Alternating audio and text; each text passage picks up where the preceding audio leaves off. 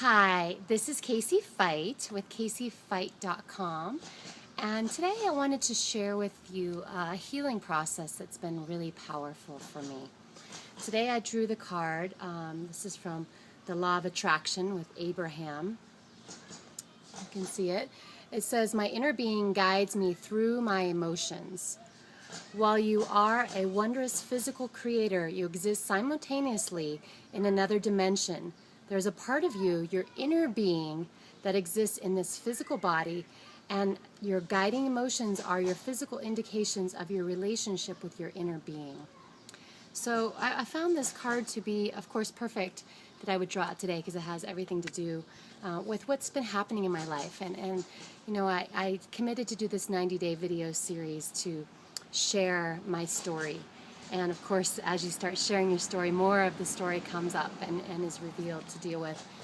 So this last weekend, I spent a lot of time focusing, kind of inner reflection and spending time inside looking at an area of my life that I would like to improve. And I have kind of big financial goals, abundance goals around my business and growing my business, to my kids' yoga business, to bring more teachers and peace and prosperity into the world. And in this process, despite the fact that I've been affirming all these powerful statements around more money, I found that I went back to my childhood.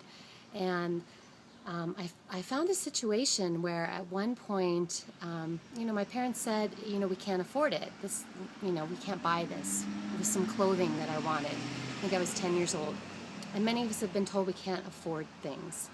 But what happened for me is I made a decision as a child that if I wanted something and it had to do with money, then I couldn't have it. So clear-cut, dry decision was made as a child. And that decision has been following me my entire life. And I was puzzled because I'm actually a powerful manifester.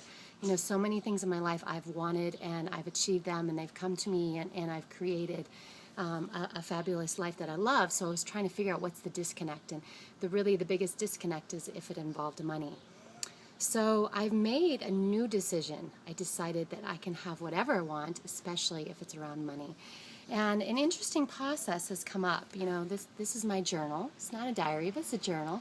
And I've been an avid journaler for years, for like 20 years. I started journaling first in college. At the beginning, it was just a way for me to dump out all my emotions about my relationships and being boy crazy in college. But I found that over the years, looking back, that I could see my own emotional growth, and it became a place for me to do like a mind dump. And this brings me back to this book that I discovered many, many years ago, maybe right out of college, called The Artist's Way with Julia Cameron.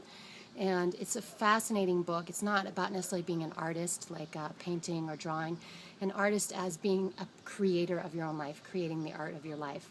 And it talks about morning pages. So basically every day, you do 3 pages where you just mind dump. You stream of consciousness writing, put it all out there, and just release. So this last weekend, I took my journal and I started writing out answers to questions from books that I'm studying, but also really looking at my connection with money. And I even did this morning because I have this idea that this is what I want.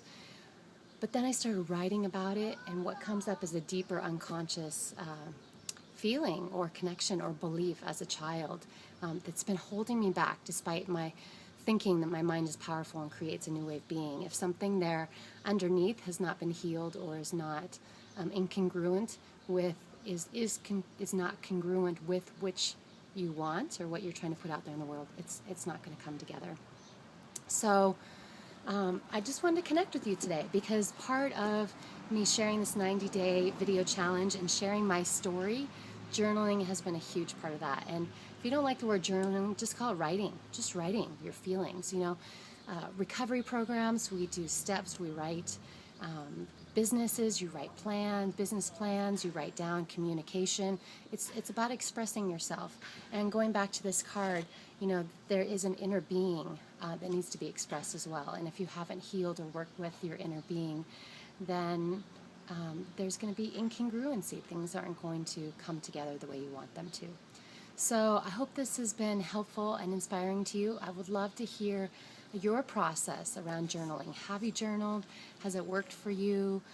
I know I haven't been doing it as consistently as I used to in the past, so I'm very motivated now after having some serious reminding evidence that it works powerfully, that I'm going to get back to journaling more consistently and adding that into my morning routine of meditating and affirming that which I want. So I hope you enjoy this video. Check out all days from the 90-day video challenge. I believe this is day 16. I could be off on that. But love for you to subscribe to the YouTube channel, Casey Feicht, youtube.com/CaseyFeicht. That's CaseyFeicht. So have a beautiful day. Namaste and play. Yay! Every day.